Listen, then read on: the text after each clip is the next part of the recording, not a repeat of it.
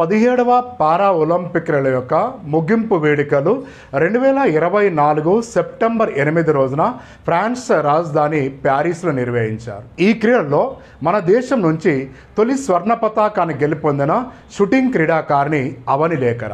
మన దేశము 7 స్వర్ణ పతాకాలు, 9 రజత పతాకాలు, 13 కాంస్య పతాకాలతో మొత్తం 29 పతాకాలు గెలుపొంది పతాకాల పట్టికలో భారతదేశము 18వ స్థానంలో ఉంది. ఈ క్రీడల ముగింపు వేడుకల్లో భారత జాతీయ పతాకదారుడు హర్విందర్ సింగ్ ఆర్చరీ క్రీడాకారుడు.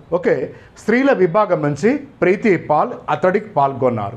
2 తెలుగు రాష్ట్రాల నుంచి పారా ఒలింపిక్ క్రీడలో ఏకైక కాంస్య పతాకాన్ని గెలుపొందిన క్రీడాకారిణి దీప్తి జీవాంజని.